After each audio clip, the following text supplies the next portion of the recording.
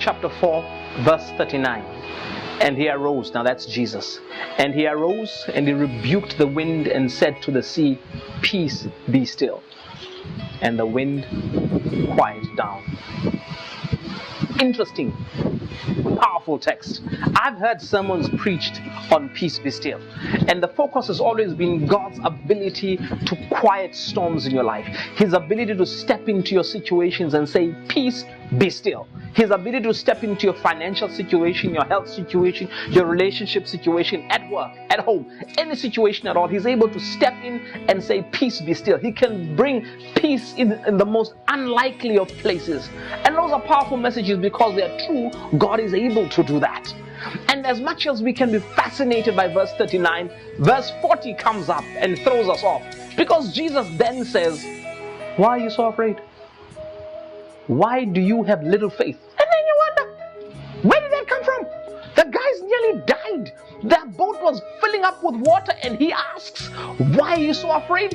And then he has to bring in faith. What does faith have to do with it? Because we just witnessed a powerful miracle, Jesus quieting down the wind and the waves, and now he asks them, why are you afraid? As if they were not supposed to be afraid. And then he asks them, where's your faith? What does faith have to do with it? You wonder that. But because Jesus has said it, you have to figure it's legit. So you go back to the passage to find out, why would he ask that?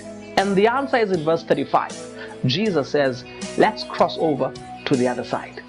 He gets into the boat and sleeps.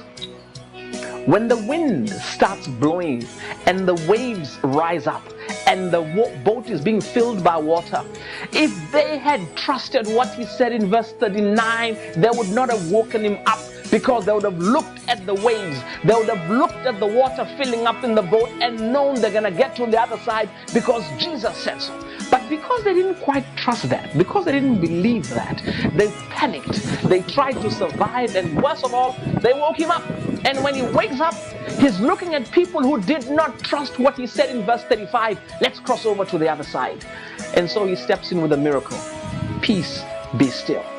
In our Christian lives, we look forward to the miracles. We wish we could have those powerful testimony-worthy events when we can say, I was in this situation, God stepped up and said, peace, be still, and have the entire congregation go, amen, because God is good.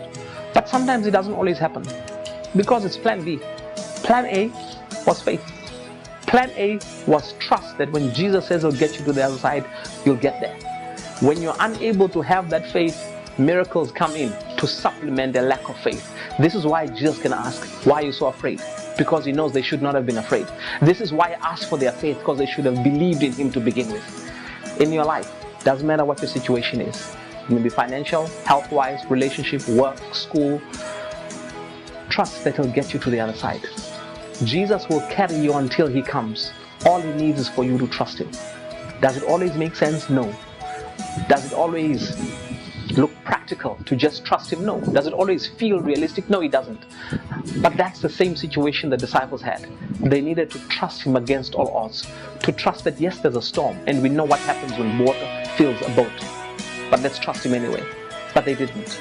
And the funny thing is this, even after Jesus asks them, you get a sense that they missed the point. Because instead of them walking away talking about their faith in Jesus Christ, they marvel at what kind of man is this that even the wind and the waves obey him. That was not about that.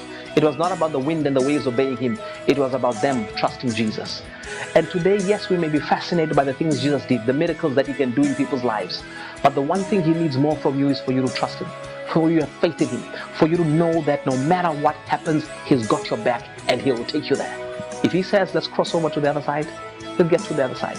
If he says he knows the plans he has for you, then trust that he's going to fulfill those plans in your life. Just trust him as you go through this day, this week, this year, and as you go through your life. Trust that God will get you to the other side.